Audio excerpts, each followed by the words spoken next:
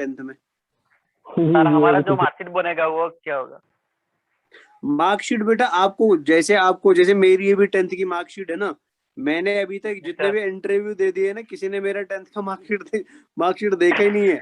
यहाँ तक कि गवर्नमेंट का जॉब निकलता है ना, उसमें भी 10th की मार्कशीट नहीं। हाँ, 10th की मार्कशीट बस इसलिए देखी जाती है कि आपका डेट ऑफ बर्थ, उससे पता चलता है कि बच्चे का डेट ऑफ बर्थ क्या है। उसके अलावा उसको कोई इंपॉर्टेंस है ही नहीं।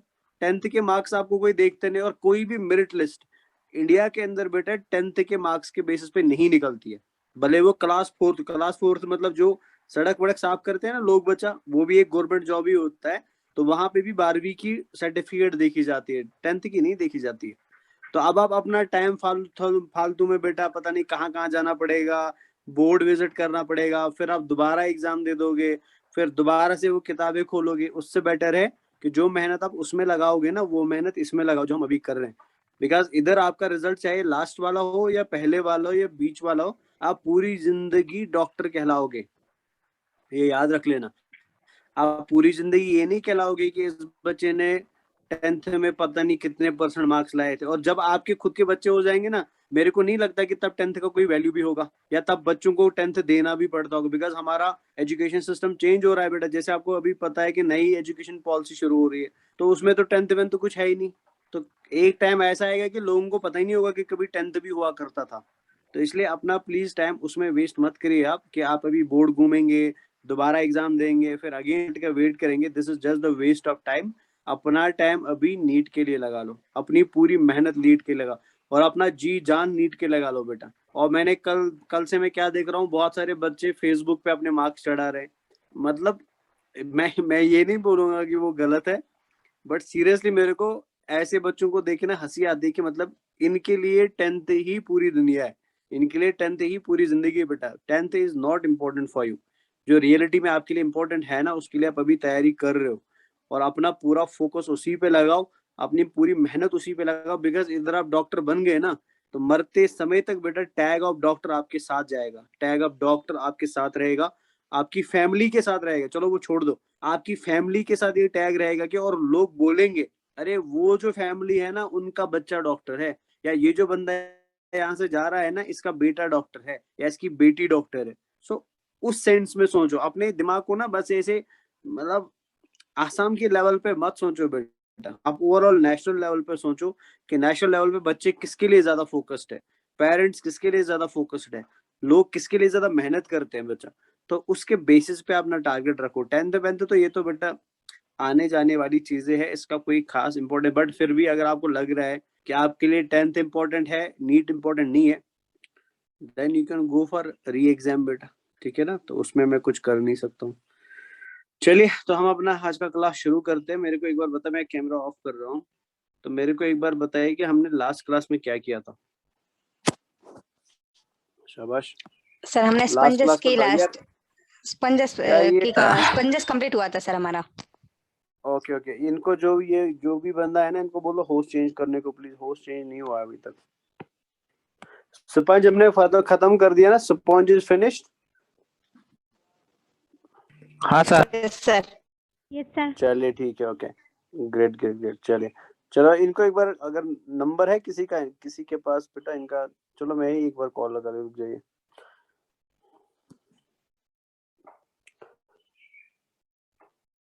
चलिए, तो जब तक ये कॉल उठाते हैं, आज का जो हमारा टॉपिक होगा that will be the second phylum of animal kingdom बेटा।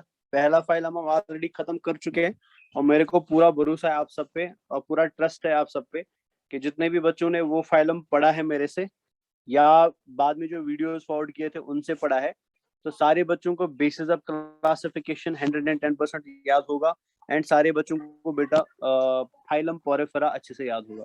बट स्टिल बेटा अगर अभी भी उसमें किसी को कोई कंफ्यूजन है, तो आप प्लीज मेरे को ग्रुप में मैसेज डाल सकते हैं, या डायरेक्टली कॉल भी कर सकते हैं, जो भी डाउट होगा। So I will be there to clear the doubt. ठीक है ना। अब मेरे को बहुत सारे बच्चों ने ना डीपीपी, जो हमारा डीपीपी थर्ड था, उसके क्वेश्चन सेंड किए हुए हैं, तो मैंने उनको रिप्लाई नहीं किया है। रिप्लाई इसलिए नहीं किया बिकॉज आज हम उस डीपीपी को at the end of class discuss करेंगे, और देखेंगे किस वाले क्वेश्चन का आंसर क्या होगा, तो वो सभी को एक ही साथ चला जाएगा। मेरे को अलग अलग से आंसर देने की जरूरत उसमें नहीं पड़ेगी बच्चों, ठीक है ना। तो चलिए अभी जो हम आज शुरू करने वाले हैं दैट विल बी, आप माइक्स प्लीज सब लोग ऑफ करके रखें ड्यूरिंग क्लास, किसी का भी माइक मेरे को ऑन नहीं दिखना चाहिए। जब मैं कोई क्वेश्चन बोलूं तब आप कुछ सेकंड्स के लिए माइक ऑन कर सकते हैं बच्चा। तो आज जो हमारा टॉपिक होगा that will be our second phylum in the animal kingdom बेटा, और जिसको हम क्या बोलते हैं, जिसको हम फाइलम सीलेंट्रेटा बोलते हैं या फाइलम निडेरिया बोलते हैं। एक मिनट रुक जाइए, अब यार किसको मैं कॉल लगाऊंगा, हमारा कोऑर्डिनेटर कौन है इधर, अजमल का तो कॉल लग नहीं रहा है। सर विजन 50 एकेडमी अभी तक यहाँ पे ऐड नहीं हुआ, वही तो होस्ट है ना। नहीं होस्ट चेंज होना चाहिए ना, मेरे को एज होस्ट आना चाहिए इधर। रुक जाइए देखते हैं। आपके पास अगर की हो तो डाल दो सर। वो 6 to 12 डिजिट वाला की डाल देते हो। वालेकुम सलाम व वो पता कर रहमतुल्लाह, लीजिए। ठीक है।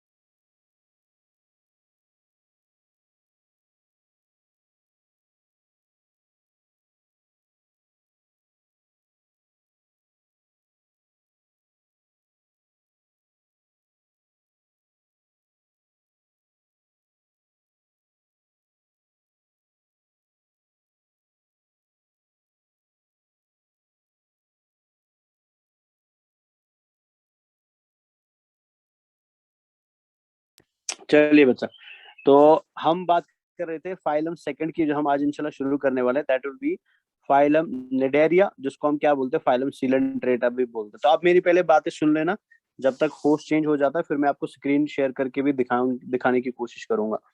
तो पहले जैसे अगर आपको याद हो, जब मैंने आपको पोरिफेरा पढ़ाया था तो हमने सबसे पहले पोरिफेरा क्या है, उनके कैरेक्टर क्या है, उनकी एग्जाम्पल्स क्या है, उनका क्लासिफिकेशन क्या है, वो सब करने से पहले बेटा अगर आपको अच्छे से याद हो, हमने पहले समझा था why porifera is known as porifera. हम पोरिफेरा को पोरिफेरा क्यों बोलते हैं, क्या ऐसा रीजन है बेटा that they have been named by Robert Grant as poriferans बेटा, why they have been given the name porifera, क्यों इनको पोरिफेरा नाम पड़ा हुआ है।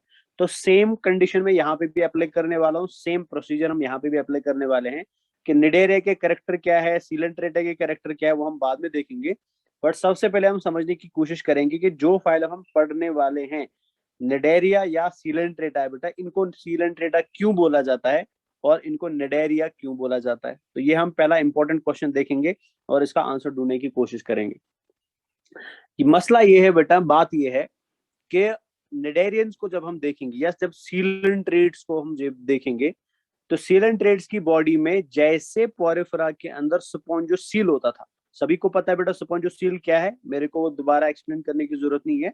बट कंपैरिजन अगर मैं करूँ ना, जैसे पोरिफेरा की बॉडी के अंदर एक कैविटी पाया जाता था जिस कैविटी को हम स्पॉन्जोसील बोलते थे, सेम तरीके से बेटा सीलेंट्रेट्स के अंदर भी एक कैविटी पाई जाती है, ठीक है ना।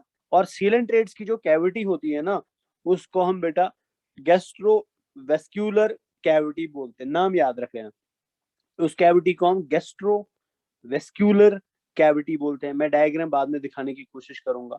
तो मतलब जस्ट लाइक दैट ऑफ पोरिफेरेंस, जैसे पोरिफेरेंस के अंदर स्पॉन्जोसील होता था, सेम तरीके से बेटा सीलेंट्रेट्स के अंदर भी कैविटी पाई जाती है और उस कैविटी को हम क्या बोलते हैं, गैस्ट्रोवेस्क्यूलर कैविटी बोलते हैं। अगर आप ध्यान से नाम समझेंगे ना बेटा, तो नाम में दो वर्ड्स ऐड किए गए हैं, गैस्ट्रो एंड वेस्क्यूलर। बेटा कैविटी तो कैविटी हो गया, बट नाम यहाँ पे दो चीजों से बना हुआ, गैस्ट्रो पार्ट से एंड वेस्क्यूलर पार्ट से। गैस्ट्रो पार्ट जो यहाँ पे आप देख रहे हैं ना, गैस्ट्रो का मतलब होता है वो जगह, वो स्पेस या वो कैविटी जिसके अंदर डाइजेशन हो सकता है बेटा। Gastro word is used for digestive system बेटा, ठीक है। जैसे हम बोलते हैं गैस्ट्रो एंटेरोलॉजिस्ट बेटा, मतलब डॉक्टर वो जो हमारे पेट का, हमारे इंटेस्टाइन्स का, हमारे स्टमक का, हमारे ईसोफेगस का इलाज कर सकता है बेटा। तो गैस्ट्रो वर्ड हम हमेशा किसके लिए यूज करते हैं, वो हम स्टमक या डाइजेस्टिव सिस्टम के लिए यूज करते हैं। तो यहाँ पे जो कैविटी को नाम नाम दिया गया ना बेटा, वो गैस्ट्रोवेस्क्यूलर कैविटी नाम दिया गया। मतलब ऐसी कैविटी जिसके अंदर खाली पानी रुकता नहीं है, जिसके अंदर खाली फूड आता नहीं है बेटा, यहाँ पे फूड को अंदर लाने के बाद डाइजेस्ट भी किया जाता है। अगर आप पोरिफेरा के साथ इसको कंपेयर करेंगे ना, पोरिफेरा में स्पॉन्जोसील के अंदर डाय नहीं होता था, हम सबको ये चीज पता है बेटा। स्पॉन्जोसील में डाइजेशन नहीं था बेटा, तो फिर डाइजेशन कहाँ पे था? कॉर्नोसाइट्स के अंदर था। बट यहाँ पे कुछ अलग है बेटा, यहाँ पे एक चीज डिफरेंट है, वो ये है बेटा कि पहला फाइलम एनिमल्स का ऐसा बना जिसके अंदर सेल में डाइजेशन होने से पहले कहाँ पे डाइजेशन हो रहा है बेटा? आउटसाइड द सेल हो रहा है। सो वो जगह, वो कैविटी, वो स्पेस पोरिफेरस की, जिनके अंदर बेटा डाइजेशन की प्रोसेस कहाँ पे चलती है? आउटसाइड द डाइजेस्टिव सेल चलती है बेटा, या हम शॉर्ट में बोल सकते हैं आउटसाइड सेल चलती है। That particular cavity is called as gastrovascular cavity. Vascular क्यों बोलते हैं? बिकॉज इस कैविटी से पानी अंदर आएगा, फिर बाहर जाएगा, फूड अंदर आएगा, तो इसलिए वेस्कुलर कैविटी भी इसको बोला जाता है। सो ये जो गैस्ट्रोवेस्कुलर कैविटी सीलेंट्रेट्स की है, जिसके अंदर प्रोसेस ऑफ डाइजेशन चलता है बच्चा, this gastrovascular cavity is also called as coelenteron बेटा। इसको हम सीलंट्रॉन भी बोलते हैं, COELENTRON, तो इसको सीलंट्रॉन का भी नाम दिया जाता है। सो दोज एनिमल्स जो एनिमल किंगडम के अंदर हमें देखने को मिलते हैं, जिनके पास सीलंट्रॉन होगा या गैस्ट्रोवेस्कुलर कैविटी होगी, उन्हीं एनिमल्स को हम क्या बोलते हैं? सीलंट्रेटा बोलते हैं बेटा। तो अगर आपसे कोई पूछे why this phylum coelenterata is named as coelenterata बेटा, ये जो फाइलम हम सीलंट्रेटा पढ़ रहे हैं, इसको सीलंट्रेटा क्यों बोला जाता है?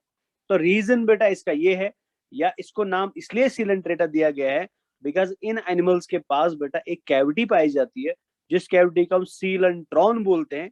तो because of presence of that cavity बेटा, इनको हम क्या बोलते हैं? इनको हम सीलंट्रेटा बोलते हैं। So this is clear to everyone बच्चा why they are called as coelenterata. इसमें किसी को कोई कंफ्यूजन नहीं रहा अभी? This is done? Yes sir. चलिए, वेरी गुड। चलिए, अभी स्क्रीन शेयर नहीं हो रहा है, पता नहीं इन्होंने होस्ट Yes, चेंज sir. क्यों नहीं किया। तो जब तक होता है तो हम टाइम वेस्ट नहीं करेंगे, हम तब तक थ्योरेटिकली समझते हैं एक चीजों को। तो अभी 16 बच्चे हैं यहाँ पे क्लास में, तो सभी को तो समझ आ गया ना बच्चा? कोई ऐसा नहीं है जो बाद में मेरे को कॉल करेगा सर सीलंट्रॉन क्या था? This is clear to everyone? शाबाश। Yes, sir.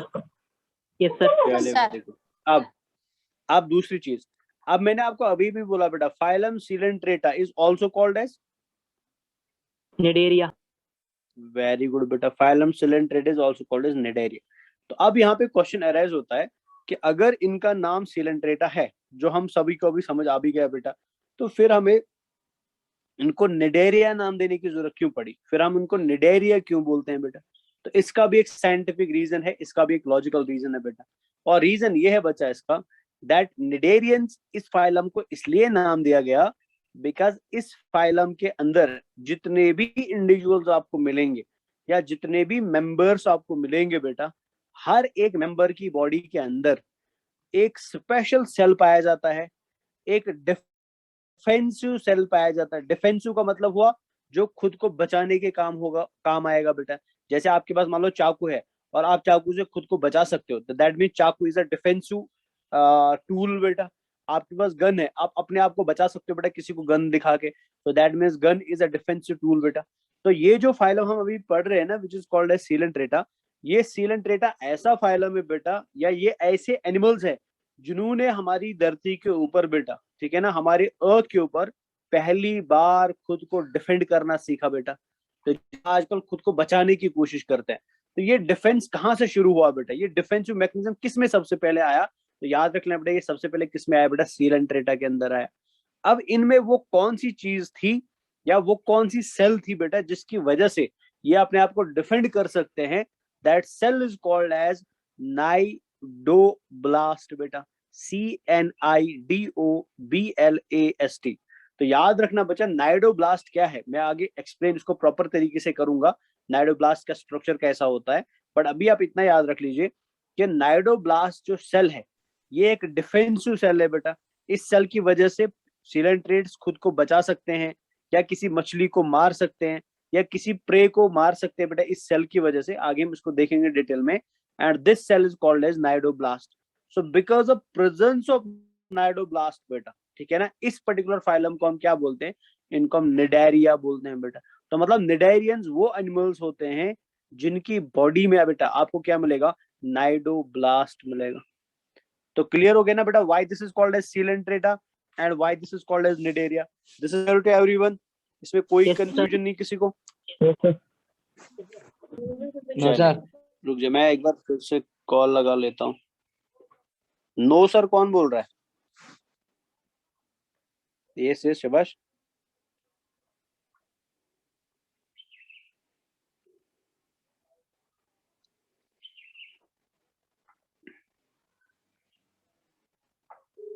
एक मिनट रुक रहे। हाँ अजमल सर थोड़ा जल्दी करा दीजिए ना प्लीज, स्क्रीन अभी भी शेयर नहीं हो रहा है। ओके ओके सर नाइडोब्लास्ट का स्पेलिंग बता सकते हैं प्लीज एक बार?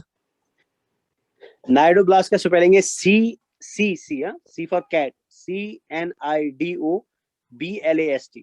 सी साइलेंट Thank you, रहता है sir. बेटा जब आप इसको प्रोनाउंस करते हो, एंड एन से शुरू करते हैं। ठीक है, ये फिर से नहीं हो रहा है यार। चलो हो गया ठीक है। चलो अभी मैं स्क्रीन शेयर कर रहा हूँ। चले गुड, स्क्रीन सभी को दिखाई दे रहा है अभी? Yes, sir. Yes, sir. Good.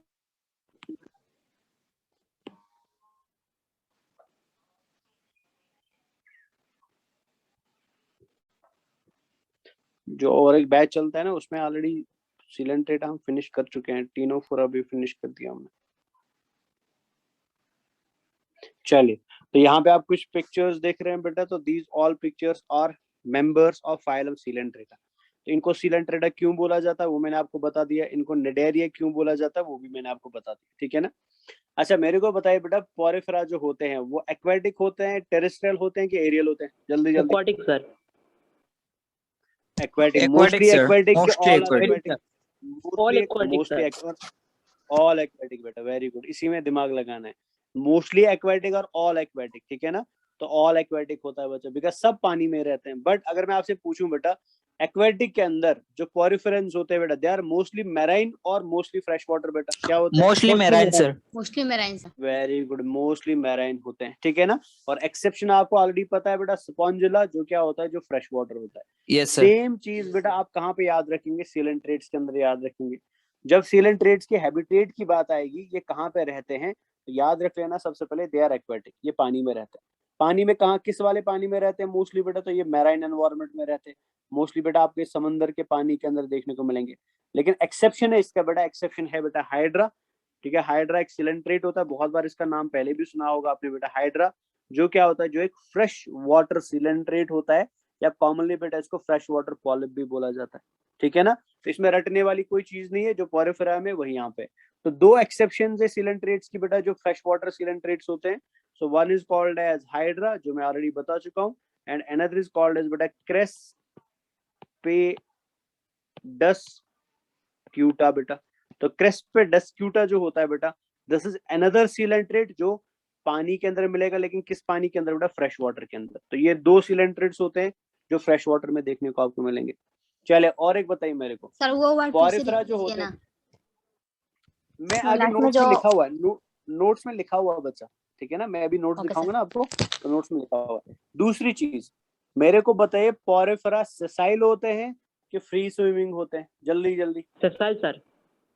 Sessile होते हैं बेटा। Sessile, sessile sir. Sessile. का मतलब हुआ वो एक ही जगह पर रहते हैं, वो मूव नहीं कर सकते एक जगह से दूसरी जगह बेटा, सभी को पता है ना ये, क्लियर है Yes, ना। sir. अब आप Yes, क्या sir. याद रखेंगे सीलेंट्रेटा के अंदर? सीलेंट्रेटा में आपको याद रखना है कि सीलेंट्रेटा सेसाइल भी होते हैं, ठीक है ना, और फ्री स्विमिंग भी होते हैं। फ्री स्विमिंग का मतलब हुआ जो इधर उधर मूव कर सकते हैं बेटा, ये सेसाइल भी होते हैं और ये फ्री स्विमिंग भी होते हैं बेटा। They can be sedentary, they can be free swimming, ये एक ही जगह पे भी रुक सकते हैं या घूम भी सकते हैं बेटा, मूव भी कर सकते हैं। अब इंपॉर्टेंट पॉइंट जो आपको यहाँ पे याद रखना है बच्चा, कि जो सीलेंट्रेट साइल होता है, ठीक है ना, और जो सीलेंट्रेट फ्री स्विमिंग होते हैं बेटा, इनको हम अलग अलग नाम से पुकारते हैं, ठीक है ना। इनको हम अलग अलग नाम से जानते हैं बेटा, इनको अलग अलग नाम दिए गए हैं। जैसे जो सेसाइल सीलेंट्रेट्स होते हैं, they are called as polyp, याद रख लेना इस पॉइंट को, ये बड़ा इंपॉर्टेंट पॉइंट है। जो ससाइल सिलेंट्रेट्स होते हैं ना, इनको हम पॉलिप बोलते हैं बेटा, और जो फ्री स्विमिंग सिलेंट्रेट्स होते हैं इनको मेड्यूसा बोलते हैं, इनको मेड्यूसा बोलते हैं बेटा। तो याद रख लेना पॉलिप एंड मेड्यूसा क्या है, दोनों सिलेंट्रेट्स है बेटा। पर डिफरेंस क्या है दोनों में? दोनों में डिफरेंस ये है बेटा कि एक जगह पे रुकने वाला सिलेंट्रेट जो होता है उसको हम पॉलिप बोलते हैं, और अलग अलग जगह पे घूमने वाला जो सिलेंट्रेट होता है बेटा उसको हम क्या बोलते हैं? उसको मेड्यूसे बोलते हैं बेटा। समझ आई बात की नहीं समझ आई? This is clear? Yes, sir. चलो, एक चीज तो ऑलरेडी पढ़ चुके हैं, वो मैं दोबारा से नहीं बताऊंगा, ठीक है ना? बताइए फटाफट बेटा, बेसिस ऑफ क्लासिफिकेशन में हम इस चीज को पढ़ चुके हैं, तो बताओ फटाफट सिलेंट्रेट्स के अंदर लेवल ऑफ ऑर्गेनाइजेशन क्या है? Tissue level of organization. Tissue level, sir. Tissue tissue level level of organization, very good बेटा। बताइए बताइए बॉडी प्लान क्या है? शाबाश। सेल क्लस्टर है, ट्यूब विद इन ट्यूब है कि ब्लाइंड सेक है? ब्लाइंड सेक। ब्लाइंड से है सर। वेरी गुड, ब्लाइंड सेक बॉडी पे, बिकॉज इनके अंदर एक ही ओपनिंग होती है, जो माउथ भी होता है, एनस भी होता है। बता, अगर ब्लाइंड सेक बॉडी प्लान है तो जल्दी जल्दी बताए, डाइजेस्टिव सिस्टम बेटा कंप्लीट है कि इनकम्प्लीट है? Incomplete sir. Incomplete sir. Sir, बता इनकम्प्लीट। बच्चा जल्दी जल्दी, अगर ब्लाइंड, वेरी गुड, बता अगर ब्लाइंड सेक बॉडी प्लान है, सिमेट्री बेटा बायलेटरल होगी कि रेडियल होगी? Sir radial. Radial sir. Radial होगी बेटा, ठीक है? ऐसी चीजों को याद रखा जाता है, ठीक है? कंपैरिजन में बेटा चीजों को याद रखा जाता है, वेरी गुड। चलिए बताइए डिप्लोब्लास्टिक और ट्रिप्लोब्लास्टिक? डिप्लोब्लास्टिक है सर। डिप्लोब्लास्टिक है बेटा, ठीक है ना? तो लिखने की जरूरत नहीं है आपको, ऑलरेडी नोट्स में आपको फॉरवर्ड कर दूंगा आफ्टर द क्लास। तो निडेरिया और सिलेंट्रेटा इनको बोलते हैं, ठीक है? इनको हम हॉलोगट एनिमल्स भी बोलते हैं। क्यों हॉलोगट एनिमल्स बोलते हैं? बिकॉज इनके पास क्या पाई जाती है? गैस्ट्रोवेस्कुलर कैविटी पाई जाती है। गैस्ट्रोवेस्कुलर कैविटी मतलब ऐसा कैविटी जिसके अंदर डाइजेशन होगा, मतलब सेल के अंदर भी डाइजेशन देखने को मिलेगा, बट सेल के अंदर डाइजेशन से पहले बेटा डाइजेशन कहाँ पे होगा? इस कैविटी के अंदर होगा। कैविटी को हम क्या बोलते हैं? सीलेंट्रॉन बोलते हैं बेटा। एंड बिकॉज ऑफ सीलेंट्रॉन बेटा फाइलम को हम क्या बोलते हैं? सिलेंट्रेटा बोलते हैं। सिलेंट्रेटा बोलते हैं। निडेरियंस के पास बेटा एक सेल पाया जाता है, सेल का नाम है नाइडोब्लास्ट। और नाइडोब्लास्ट क्या करती है बेटा? ये डिफेंस करती है, इट्स अ डिफेंसिव सेल। ये प्रे को पकड़ने में मदद करती है, प्रे मतलब छोटी छोटी मछलियों को भी ये पकड़ सकते हैं बेटा। और इसके अलावा अगर सिलेंट्रेटा को कहीं पे रोकना है, मतलब मैंने बोला ना सिलेंट्रेटा फ्री स्विमिंग भी होते हैं, मान लो बेटा स्विमिंग करते करते करते करते अगर सिलेंट्रेटा चाहता है कि वो रेस्ट करना है, उसको कहीं पे रुकना है बेटा, तो नाइडोब्लास्ट से वो क्या कर सकता है? वो एंकर भी कर सकता है बेटा। एंकर मतलब कहीं पे रुक जाना बेटा, अपनी बॉडी को कहीं पे अटैच कर लेना। तो बिकॉज ऑफ दिस सेल बेटा इनको हम क्या बोलते हैं? इनको हम निडेरियंस बोलते हैं। एक्वेटिक होते हैं, एक्वेटिक में मोस्टली मैराइन होते हैं, एक्सेप्शन ये दो ऑलरेडी यहाँ पे लिख चुका है बेटा, हाइड्रा है एंड क्रेस्पेडस्क्यूटा है। हाइड्रा को हम फ्रेश वाटर पॉलिप बोलते हैं, एंड क्रेस्पेडस्क्यूटा को हम फ्रेश वाटर जेलीफिश बोलते हैं बेटा। सेसाइल होते हैं और फ्री स्विमिंग होते हैं। सेसाइल जो होते हैं उनको हम पॉलिप सिलेंट्रेट्स बोलते हैं। फ्री स्विमिंग जो होते हैं बेटा उनको हम मेड्यूसे सिलेंट्रेट्स बोलते हैं। मतलब सिलेंट्रेट सेसाइल भी हो सकता है एंड फ्री स्विमिंग भी हो सकता है। सेसाइल का अलग नाम है एंड फ्री स्विमिंग का अलग नाम है।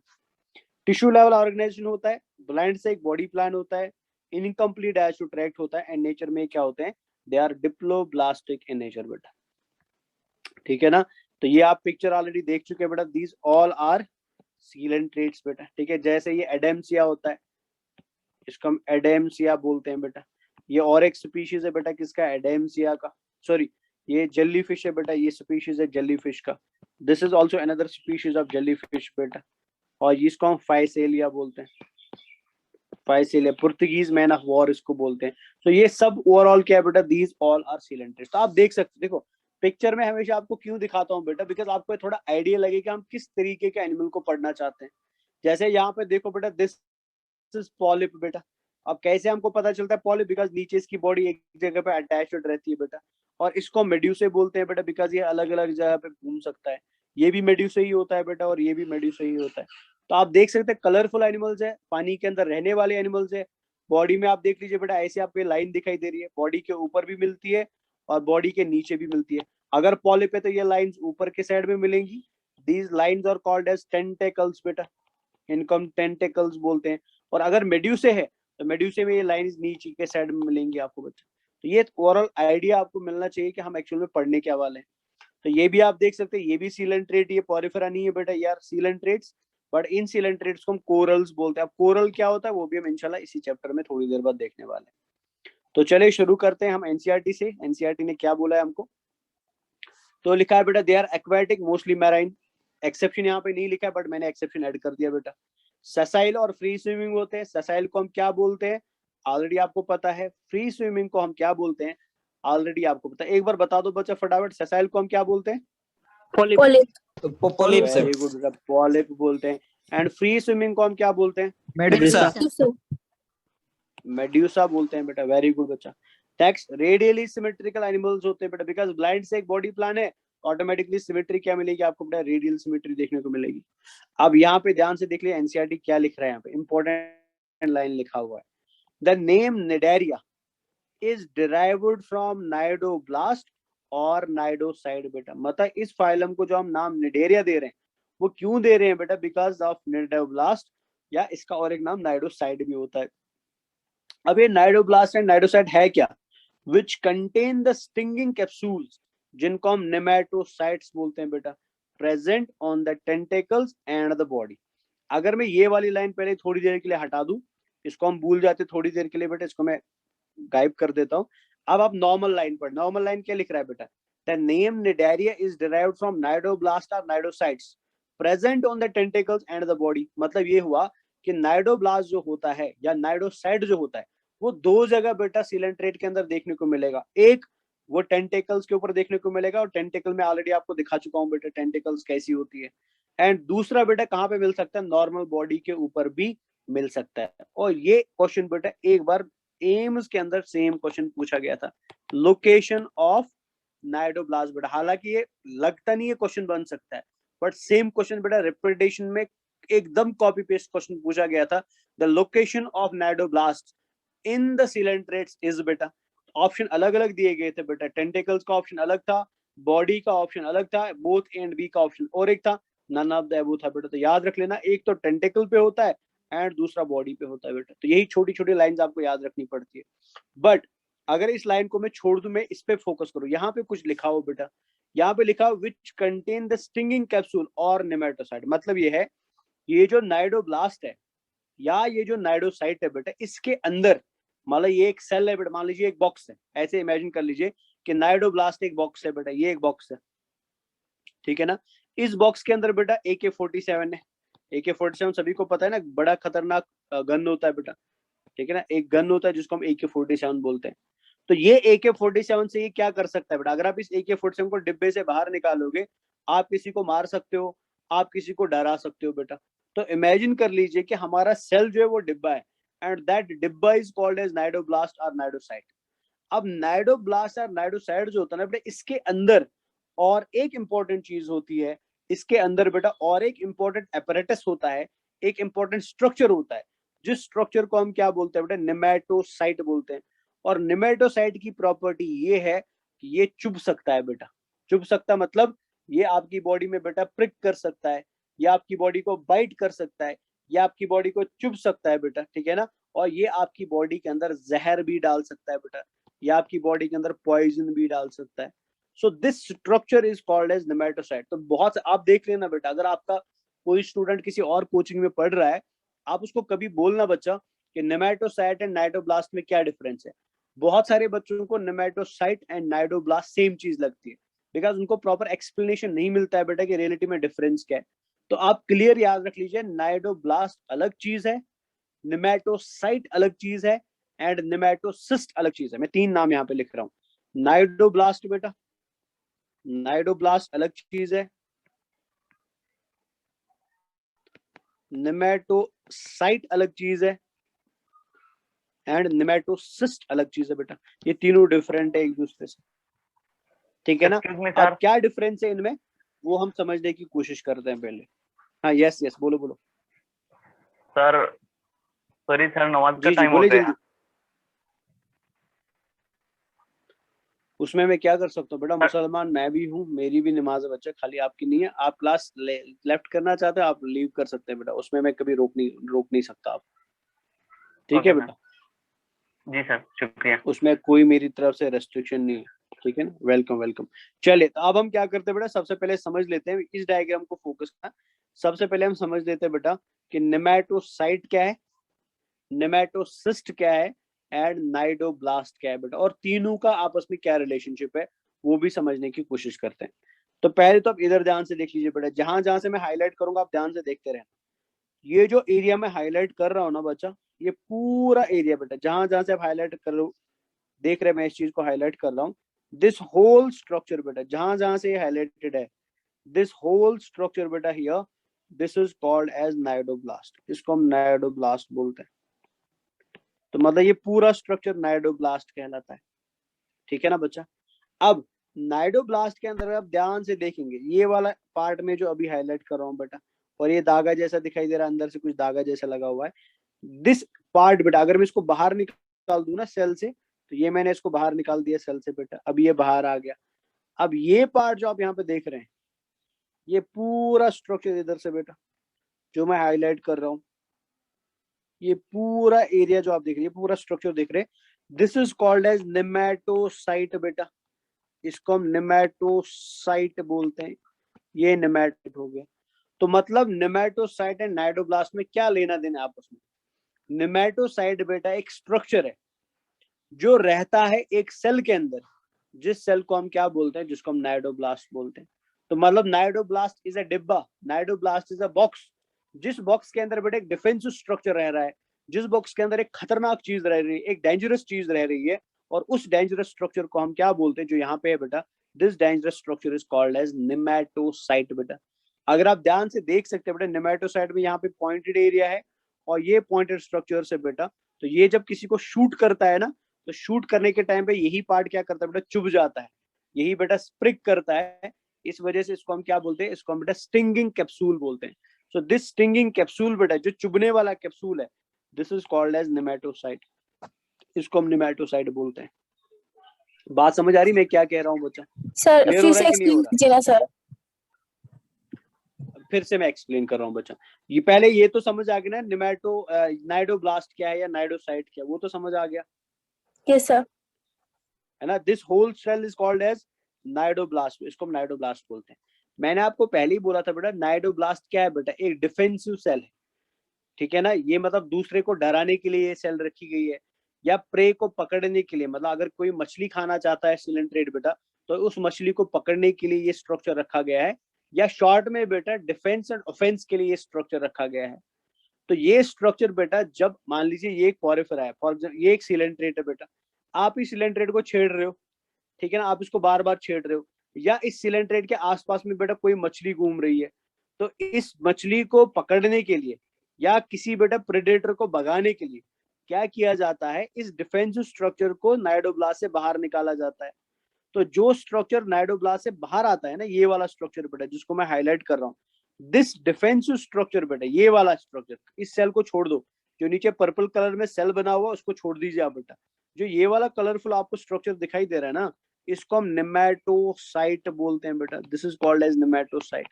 नेमेटोसाइट की प्रॉपर्टी क्या है कि नॉर्मली तो ये नाइडोब्लास्ट के अंदर रहेगा, जैसे आप यहाँ पे देख सकते हैं, ये पिक्चर एक्चुअल में ऐसे है बेटा, अगर मैं एरो डाल दूं बीच में, तो ये पिक्चर एक्चुअल में ऐसा है, ये ऐसे पिक्चर बेटा। सो this is before activation, this is after activation बेटा। जब आपने सेल को एक्टिवेट नहीं किया तो तभी ऐसे रहेगा, जैसे सेल एक्टिवेट होता है तो बेटा तभी बाहर आ जाता है। तो जब ये सेल के अंदर रहेगा ना, जिस सेल के अंदर ये रहता है, उस सेल को हम नाइडोसाइट या नाइडोब्लास्ट बोलते हैं।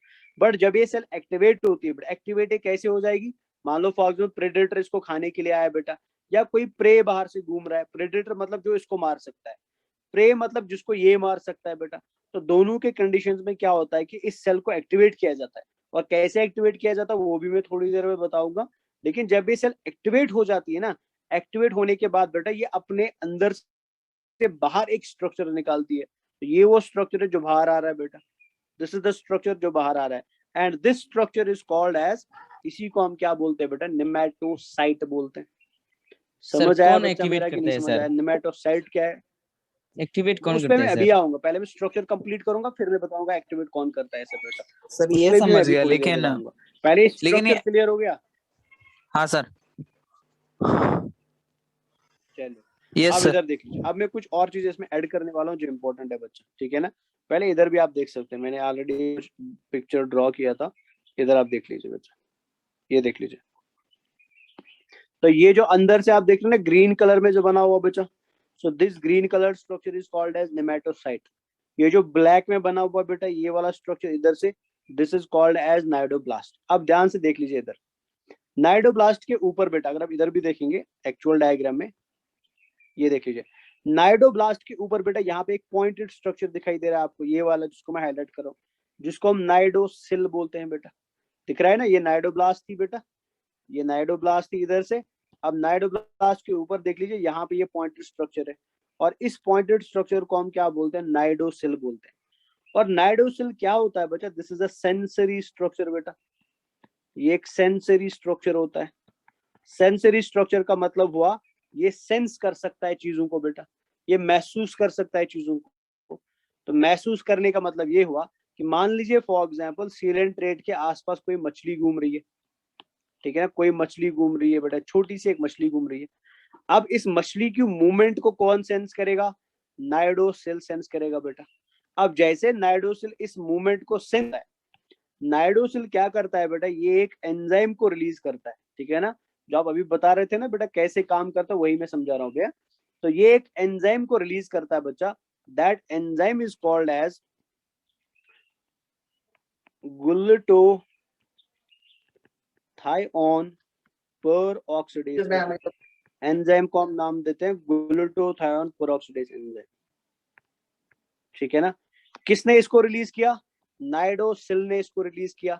क्यों नाइडोसिल ने रिलीज किया, बिकॉज बाहर से बेटा नाइडोसिल को महसूस हो रहा है, फील हो रहा है बेटा दैट बाहर से कोई चीज मूव कर रही है, ठीक है ना, बाहर से कोई और एनिमल मूव कर रहा है, because this is a sensory structure. अब जैसे ग्लूटाथिओन पेरऑक्सीडेज को रिलीज किया जाता है, ग्लूटाथिओन पेरऑक्सीडेज एंजाइम बेटा अंदर आके किस पे एक्ट करता है बेटा, नेमेटोसाइट पे एक्ट करता है। और जैसे नेमेटोसाइट पे एक्ट करता है, ये नेमेटोसाइट को एक्टिवेट कराता है, और जैसे नेमेटोसाइट एक्टिवेट हो जाती है, नेमेटोसाइट क्या करती है बेटा, बाहर आ जाती है। अभी क्लियर हुआ बच्चा कैसे बाहर आती है nematocyte, this is clear now, yes sir. समझ आया। Yes, sir. चलिए अब और एक चीज मैं बता रहा हूँ, ये भी ध्यान से देख लेना बच्चा। अब ये जो नेमेटोसाइट आप देख रहे हैं, ध्यान से देख लेना बच्चा, ये जो आप नेमेटोसाइट देख रहे हैं ना, इसकी आप अलग अलग चीजें देख, जैसे ये नेमेटोसाइट का एक पार्ट हो गया, ठीक है ना, मतलब ये वाला पार्ट, ये पूरा पार्ट बेटा, ये नेमेटोसाइट का एक पार्ट हो गया। ये नेमेटोसाइट का ये पॉइंटेड स्ट्रक्चर जो आप देख रही है, इसका दूसरा पार्ट हो गया। ये दो पॉइंटेड स्ट्रक्चर आपको दिखाई दे रहे हैं, ये वाला और ये वाला बेटा।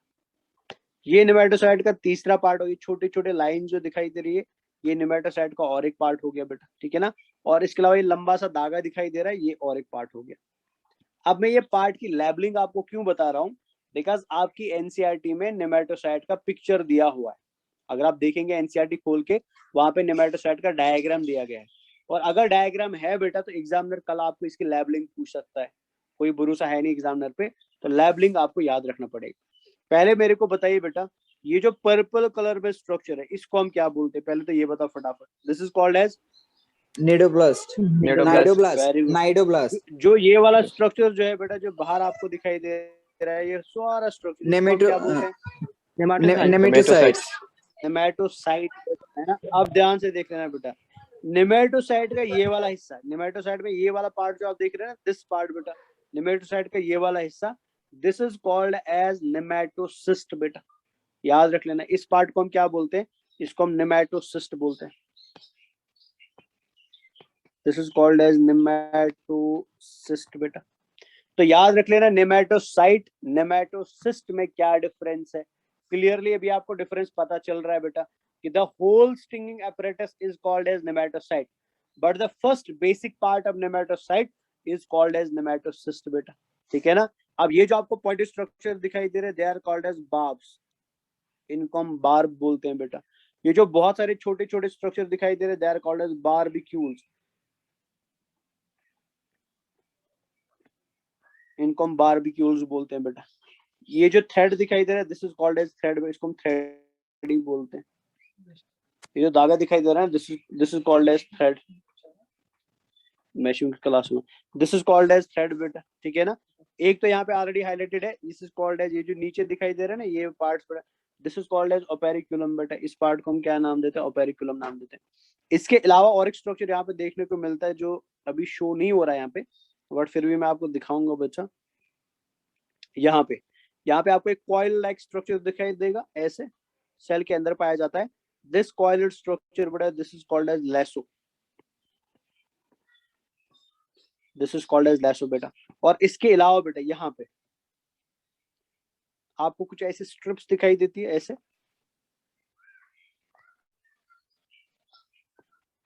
ऐसे, और इन स्ट्रिप्स को हम क्या बोलते हैं बेटा, they are called as muscular fibrils, muscular fibrils. तो ये ओवरऑल बेटा क्या है, ये नाइडोब्लास्ट का लेबलिंग है बेटा, तो ये आप याद रखेंगे, ठीक है ना। तो अब इधर देख लीजिए लाइन में क्या लिखा हुआ है, cnidoblast are used for Anchorage, Anchorage मतलब कहीं पे पकड़ना बेटा, कहीं पे ठहरना, उसके लिए यूज किया जाता है। डिफेंस के लिए यूज किया जाता है, एंड प्रे को पकड़ने के लिए यूज किया जाता है। तो ये इंपॉर्टेंट लाइन है, इसको याद रखेंगे। एंजाइम तो यहाँ पे लिखा है बेटा ग्लूटाथायोन पेरोक्सिडेज। तो दिस इज क्लियर बच्चा, इसमें किसी को कोई प्रॉब्लम तो नहीं, कोई दिक्कत तो नहीं है, ये समझ आया? Yes sir. Yes, sir. चलो यहाँ पे इसी डायग्राम का रिप्रेजेंटेशन है, ध्यान से देख लीजिए बेटा, यहाँ पे क्या दिखाई दे रहा है। ये तो टेंटेकल हो गया, टेंटेकल के ऊपर बेटा आपको ये दिखाई दे रही है सेल्स, है ना, these cells are called as cnidoblast बेटा। यहाँ पे आप देख सकते हैं नाइडोब्लास्ट बनाया हुआ है। नाइडोब्लास्ट के अंदर बेटा नेमेटोसिस्ट है या नेमेटोसाइट है। जैसे आप ट्रिगर करोगे, ट्रिगर मतलब बेटा नाइडोसेल को एक्टिवेट करोगे, नाइडोसेल के एक्टिवेट होने की वजह से नेमेटोसाइट बनेगा। कैसे बाहर आएगा वो मैंने आपको बता दिया, एंजाइम का नाम। और जैसे ही बाहर आ जाता है बेटा, ये क्या करेगा, प्रे को ऐसे पकड़ेगा बेटा, और जैसे प्रे को पकड़ेगा फिर उसको क्या करेगा, जहर बॉडी में डाल देगा, जहर अंदर चला जाता है। जहर को हम बोलते हैं हिप्नोटॉक्सिन, याद रख लेना। पॉइजन जो नाइडोब्लास्ट से निकलता है बेटा, ठीक है, दैट जहर is called as hypno,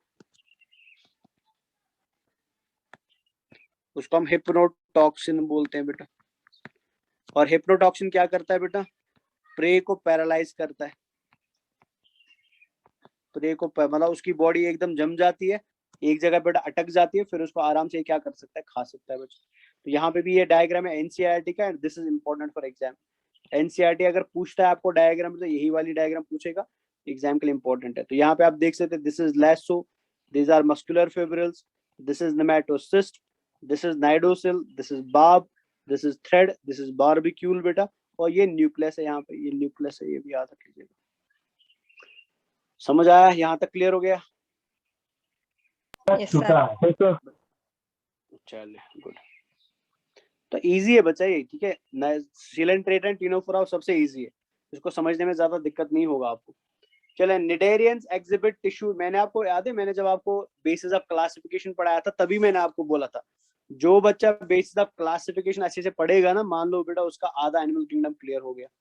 because basis of classification जो वर्ड्स है ना, level of organisation, diploblast, ectoderm, endoderm, mesoderm, यही चीजें बार बार फाइलम के अंदर रिपीट होंगी, बट फाइलम के कुछ स्पेशल कैरेक्टर्स भी होते हैं, वो तो हम साथ में पढ़ ही रहे हैं बच्चा। तो cnidarians exhibit tissue level of organisation and are diploblast, ये तो ऑलरेडी आपको पता चली गया बेटा। They have central gastrovascular cavity, इनके पास बेटा गैस्ट्रोवेस्कुलर कैविटी होती है, जिसकी एक सिंगल ओपनिंग होती है बेटा, जिसको हम माउथ बोलते हैं। और माउथ कहाँ पे होता है, वेरी वेरी इंपॉर्टेंट, हाइपोस्टोम पे होता है, ये याद रख लेना बेटा। माउथ कहाँ पे होता है, हाइपोस्टोम पे होता है। अब ये हाइपोस्टोम क्या है, पहले इधर देख लीजिए। तो ये आपको, अच्छा मेरे को पहले अभी बताओ बेटा, चलो ये बताइए, डायग्राम देखिए, एक मिनट रुक जाइए। ये डायग्राम देख के मेरे को बता बेटा, क्या देख रहे हो, पॉलिप देख रहे हो कि मेड्यूसा देख रहे हो? पॉलिप सर, कैसे पता चला? ऊपर में टेंटिकल है सर, और सर ऊपर में- नेच सर जुड़ा है। वेरी गुड बेटा, टेंटिकल तो हम बाद में देखेंगे, नीचे जुड़ा हुआ है बेटा, इधर से जुड़ा हुआ है सरफेस के साथ, ठीक है। आप इधर देख लीजिए, यहाँ पे आप ध्यान से देख लो बेटा, ये जो कैविटी आपको दिखाई दे रहा है ना बीच में, ये वाली कैविटी बेटा, इसी कैविटी को हम क्या बोलते हैं, इसी को हम सीलेंट्रॉन बोलते हैं गैस्ट्रोवेस्कुलर एपिटी। या गैस्ट्रोवेस्कुलर। और क्यों बोलते हैं, बिकॉज जब ये सिलेंट्रेटा फूड खाएगा ना, मान लो ये बड़ा सा फूड का पार्टिकल अंदर आया बेटा, ये फूड का पार्टिकल डायरेक्टली सेल के अंदर नहीं जा सकता है। तो सबसे पहले हम क्या करते हैं बेटा, इस बड़े से फूड पार्टिकल को छोटे छोटे ड्रॉप्स में या छोटे छोटे पार्ट्स में बांट देते हैं बेटा, डिवाइड कर देते हैं। तो this division is called as digestion बेटा। तो मतलब डाइजेशन सेल के अंदर नहीं हो रही है, बट बिटवीन द सेल्स हो रही है बेटा। This digestion is called as extracellular digestion. एक बार डाइजेशन हो गया बेटा, मतलब छोटे छोटे फूड पार्टिकल्स बन गए, फिर इनको हम सेल के अंदर भेज देते हैं बेटा ऐसे। फिर यहाँ पे दोबारा डाइजेशन होगा इनसाइड द सेल बेटा। सो दैट मीन सीलेंट्रेट्स के अंदर डाइजेशन एक्स्ट्रा सेल्यूलर भी है और इंट्रा सेल्यूलर भी है।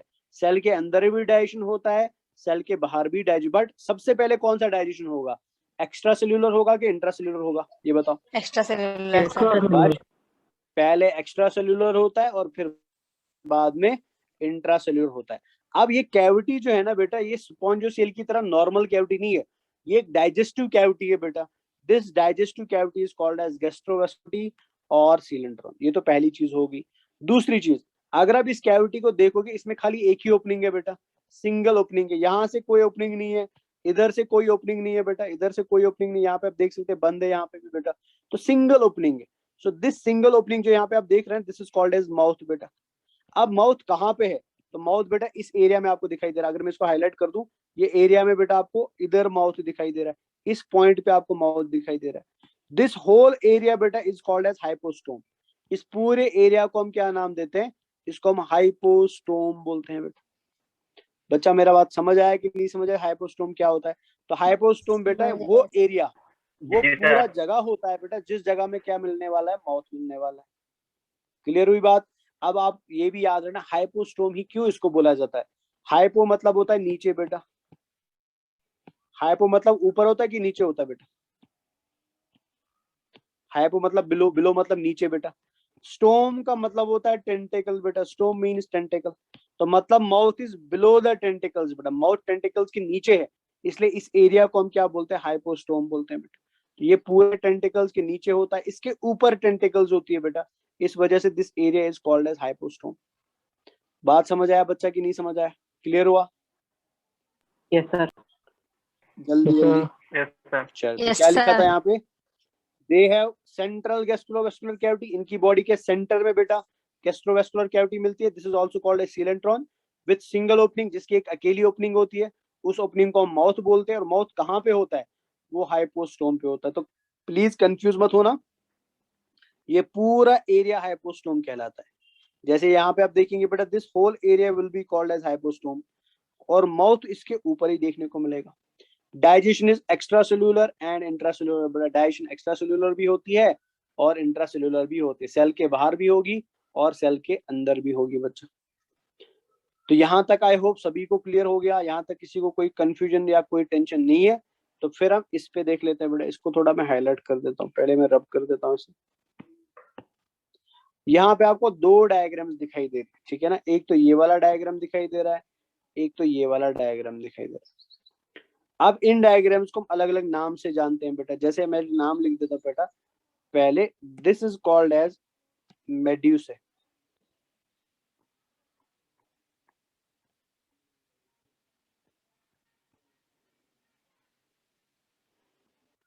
And this is called as polyp बेटा।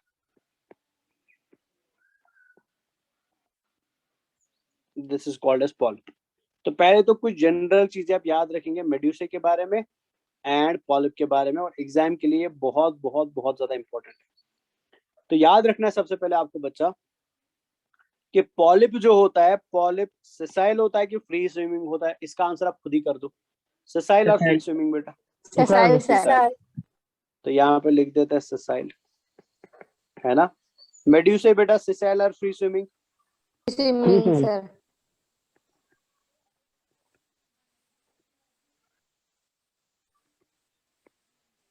मतलब ये हुआ कि सीलेंट्रेटा हमको समंदर के अंदर दो फॉर्म में देखने को मिलेगा, दो शेप्स में देखने को मिलेगा बेटा। एक शेप ऐसा जो एक ही जगह पे रहने वाला है, दूसरा शेप ऐसा जो अपनी जगह बदलने वाला है।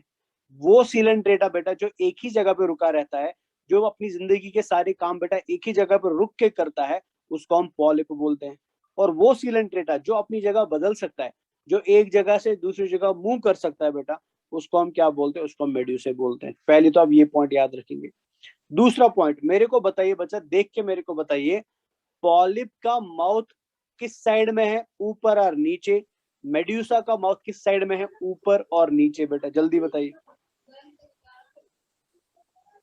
शाबाश। पॉलिप का माउथ अप साइड होता है कि डाउन साइड होता है? ऊपर side. अप साइड होता है एंड मेडुसा के नीचे साइड होता है। तो याद रखना बेटा, पॉलिप ऐसा सीलेंट्रेटा है which has mouth on the upper side, and medusa ऐसा सीलेंट्रेट है बेटा which has mouth on the lower side बेटा। ये दूसरा पॉइंट आप याद रखेंगे। तीसरा पॉइंट, डायग्राम को देख के बताइए, पॉलिप की टेंटिकल्स अप और डाउन, मेड्यूसा की टेंटिकल्स अप और डाउन बेटा,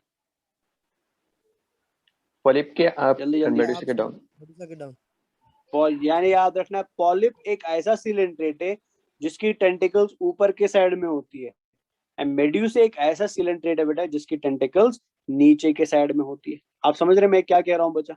सिंपल सिंपल से पॉइंट्स है, ठीक है ना? तो अगेन मैं अगर रिपीट कर दूं, पॉलिप सेसाइल होता है, मेड्यूसा फ्री स्विमिंग होता है। पॉलिप का माउथ अपसाइड होता है, मेड्यूसा का माउथ डाउन साइड होता है।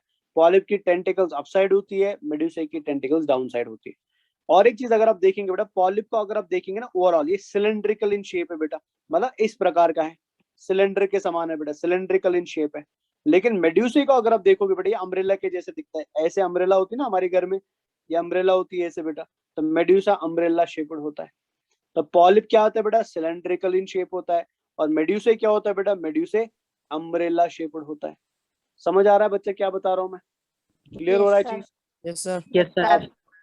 अब जो मैं बताने वाला हूं दैट इज वेरी इंपॉर्टेंट, और फिर उसके बाद हमारा ये वाला पोर्शन फिनिश हो जाएगा। अब आपको इंपॉर्टेंट याद रखना बच्चा कि पॉलिप को अगर आप एक ही जगह पे रोक के रखोगे ना, because it is a animal बेटा, ये at the end of day बेटा पॉलिप एक एनिमल होता है। तो पॉलिप के पास प्रॉपर्टी क्या होती है कि अगर ये एक ही जगह पे रुके रुके तंग आ गया, ठीक है ना, और ये नहीं चाहता कि इसके आने वाले बच्चे भी इसकी तरह एक ही जगह पे रखे रहे। जैसे मान लो फॉर एग्जाम्पल मेरे पेरेंट्स बड़ा फार्मर्स है, ठीक है ना, अब वो फार्मिंग करते करते तंग आ गए हैं। अब वो चाहते नहीं है बेटा कि हमारा बच्चा भी फार्मर बने, वो चाहते कि हमारा बच्चा कुछ डॉक्टर बने, इंजीनियर बने, या पायलट बने, या एक्टर बने, या कुछ और अच्छा बने। सेम इमेजिन कर लो बेटा, पॉलिप बेचारा पूरी जिंदगी एक ही जगह पे रुका रहा, अब इसको जिंदगी में मजा नहीं आ रहा है बेटा, ये तंग आ गए एक ही जगह पे बैठे बैठे। अब पॉलिप क्या चाहता है? पॉलिप चाहता है कि जो इसके आगे बच्चे पैदा होंगे, ठीक है ना, वो बच्चे बेटा कैसे हो? वो फ्री स्विमिंग हो बेटा। ये चाहता है कि आने वाली पीढ़ी जो है, आने वाली इसकी जो जनरेशन है बेटा, that generation should not be sessile, that generation should be free swimming बेटा। और ऊपर वाले ने इसको ये ताकत दी है। इसने ऊपर वाले से रिक्वेस्ट किया कि मेरे को तो एक जगह पे पकड़ के रखा, बट मेरे बच्चों को एटलीस्ट मेरे को इतनी ताकत दो कि जब मैं बच्चे पैदा करूं वो एक जगह पे ना रुके बेटा, ठीक है, वो एटलीस्ट इधर उधर घूम सके। तो ऊपर वाले ने इसको ये प्रॉपर्टी दे दी है। और प्रॉपर्टी क्या है बच्चा? कि पॉलिप कभी भी मेड्यूसे बना सकता है बेटा, मतलब पॉलिप बच्चे पैदा कर सकता है, इसके बेबीज बन सकते हैं, और वो बेबीज बेटा पॉलिप नहीं होंगे, वो क्या होंगे बेटा? वो मेड्यूसे होंगे। समझ लेना मेरी बात को ध्यान से बच्चा, मतलब polyp can give birth to the medusae बेटा। अगर मैं यहाँ पे लाइन एक ऐड कर दूं ताकि आपको दिखाई दे, तो मान लीजिए ऐसे हो रहा है बेटा, पॉलिप क्या बना रहा है? पॉलिप मेड्यूसा बना रहा है, ऐसे मेड्यूसा बना रहा है।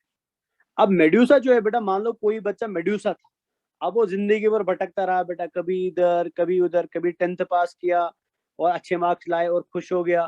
खुश होने के बाद बेटा वो 5 महीने 6 महीने बाद लग रहा है उसको मेरी जिंदगी बर्बाद हो गई, बिकॉज वो 6 महीने तक एंजॉय ही कर रहा है, ठीक है ना, अपने रिलेटिव्स में, अपने दोस्तों में मैंने 80% लाए, मैंने 90% लाए। उसी का कोई दोस्त था बेटा जिसके मान लो 60-70% मार्क्स थे। अब उसका दोस्त बेटा बेचारा बाहर नहीं आ पाया कम मार्क्स की वजह से, बट उसने हार नहीं मानी, वो अंदर ही अंदर चुपचाप करके बेटा नीट की प्रिपरेशन करता रहा। आप समझ रहे हैं? वो आईआईटी की प्रिपरेशन करता रहा। और वो जो उसका दोस्त था बेटा, वो 2 साल तक बस 10th के मार्क्स पे उछलता रहा, मैंने 10th में इतने मार्क्स लाए। लेकिन जैसे नीट का रिजल्ट आया, वो 60% वाला 70% वाला डॉक्टर बन गया, और वो अभी भी घूम ही रहा है बेटा। वो जिंदगी खराब कर लिया घूमते घूमते 10th के मार्क्स के चक्कर में। तो मेड्यूसा क्या था बेटा? मेड्यूसा घूमने वाला बंदा था। अब बेचारा ये भी घूमते घूमते तंग आ गया, कब तक घूमूंगा, कब तक भटकूंगा बेटा। तो इसके ऊपर वाले ने बेटा इसको भी ताकत दी है कि मेड्यूसा कभी भी बेटा किसको जन्म दे सकता है? एक पॉलिप को जन्म दे सकता है। मतलब ऐसा कुछ होने वाला बेटा इस तरीके से। मतलब ये हुआ कि polyp can form medusa any time, medusa can form polyp any time बेटा। पॉलिप मेड्यूसे को जन्म दे सकता है, मेड्यूसे पॉलिप को जन्म दे सकता है। लेकिन नेचर ने बेटा इनको एक कंडीशन रखी है। उसने बोला ठीक है पॉलिप भैया, आप मेड्यूसा बनाना चाहते हो बना लो, कोई दिक्कत नहीं मेरे को। और चलो ठीक है मेड्यूसा चाचा, आप पॉलिप को बनाना चाहते हो बना लो, हमको भी कोई दिक्कत नहीं, बट मेरी एक कंडीशन है। और कंडीशन क्या है? वही एग्जामिनर आपको पूछता है, और ये कंडीशन आपको याद भी रखनी है बेटा। कंडीशन ये है कि जब पॉलिप को मेड्यूसा बनाना होगा, ध्यान से सुन लेना मेरी बात, जब पॉलिप को मेड्यूसा बनाना होगा, पॉलिप मेड्यूसा तभी बना सकता है जब वो एसेक्सुअल रिप्रोडक्शन करेगा बेटा, जब वो एसेक्सुअल रिप्रोडक्शन करेगा। इंपॉर्टेंट पॉइंट बता रहा हूं और एग्जाम के लिए बहुत इंपॉर्टेंट है ये बेटा। और मेड्यूसे पॉलिप तभी बना सकता है जब मेड्यूसा क्या करेगा बेटा, सेक्सुअल रिप्रोडक्शन करेगा, सेक्सुअल रिप्रोडक्शन।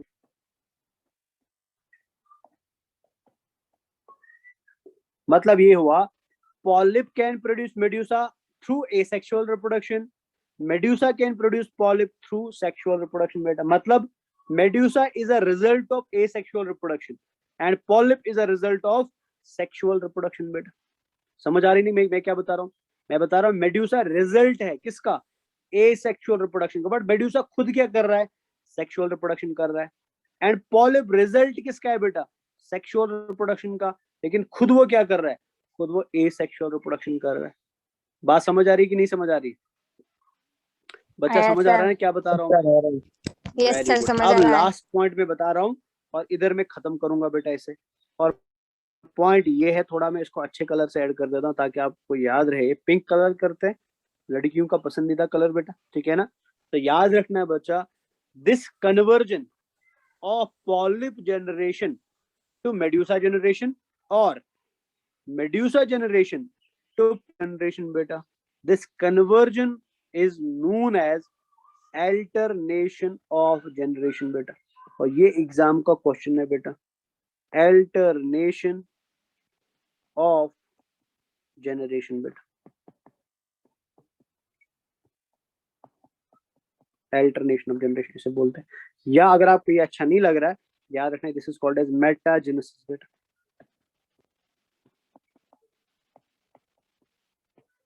मतलब ये है मेटाजेनेसिस क्या है, तो मेटाजेनेसिस बेटा एक ऐसा फिनोमेना है जिसमें पॉलिप बेटा मेड्यूसा को बनाता है सेक्सुअल रिप्रोडक्शन से, मेड्यूसा बेटा पॉलिप को बनाता है सेक्सुअल रिप्रोडक्शन से। एक ससेल फॉर्म कन्वर्ट होती है बेटा एक फ्री स्विमिंग फॉर्म में, ठीक है ना, या एक फ्री स्विमिंग फॉर्म कन्वर्ट हो सकती है ससेल फॉर्म में। This conversion is called as alternation of generation और मेटाजेनेसिस बच्चा। सो दिस इज इट जो आपको याद रखना है। समझ आया कि नहीं समझ आया? क्लियर हुआ बच्चा मेरा? समझ आ गया sir. Yes sir. Yes sir. चले अब देखो इधर बेटा क्या लिखा है एनसीईआरटी ने। एनसीईआरटी ने लिखा बेटा, cnidarians exhibit two basic body forms. Cnidaria पानी के अंदर आपको दो प्रकार के मिलेंगे, दो बॉडी फॉर्म में मिलेंगे बेटा, एक है पॉलिप एंड दूसरा है मेड्यूसा। पॉलिप इज ससाइल, पॉलिप ससाइल होता है, सिलेंड्रिकल होता है बेटा फॉर्म में। एग्जाम्पल पॉलिप का क्या है, हाइड्रा एंड एडेम्सिया बेटा। जो मैंने आपको पहली पिक्चर में एक पिंक कलर का दिखाया था ना ऑर्गेनिज्म बेटा, जो पिंक कलर में था उसको हम एडेम्सिया बोलते हैं, सी एनीमून बोलते हैं। तो हाइड्रा एग्जाम्पल है किसका, पॉलिप का। एडेम्सिया एग्जाम्पल है बेटा किसका, पॉलिप का। Etcetera wire is the medusa is umbrella shaped, medusa umbrella shaped होता है, फ्री स्विमिंग होता है बेटा। एग्जाम्पल क्या है, जेलीफिश, और जेलीफिश का साइंटिफिक नेम क्या है बेटा, ऑरेलिया है। तो Aurelia is the scientific name of jellyfish बच्चा। Those cnidarians which exist in two forms बेटा, ठीक है, which exist in both forms exhibit alternation of generation। मतलब वो सिलेंट्रेट्स बेटा जिनमें, अच्छा ये भी याद रख लेना कि हर एक Coelenterata polyp and medusa form में कन्वर्ट नहीं हो सकता, कुछ हो सकते हैं और कुछ नहीं हो सकते हैं।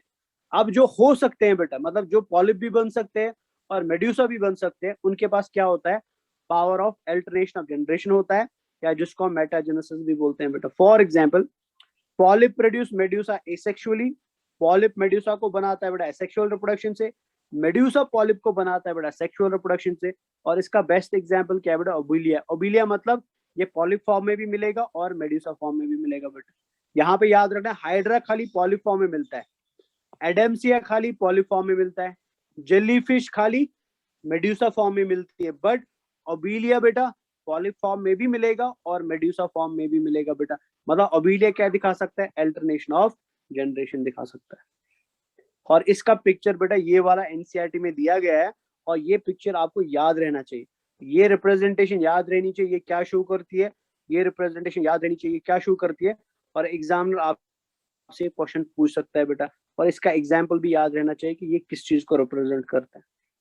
तो ये है polyp and medusa.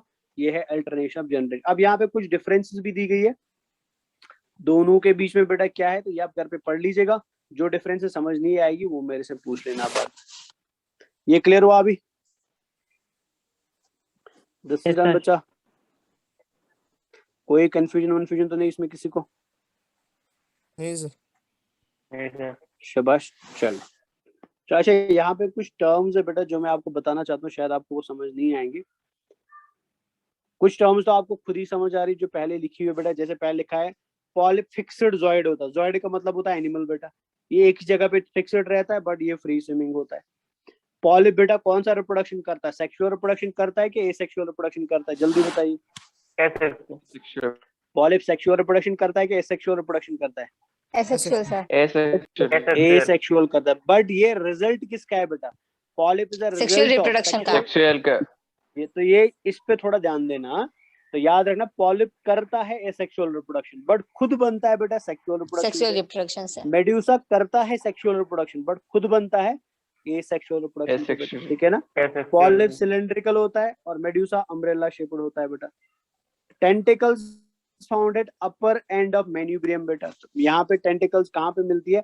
Upper end of manubrium में मिलती है बेटा। अब मेन्यूब्रियम क्या होता है इसको हम थोड़ी देर में देखेंगे, मैंने लिखा हुआ आगे।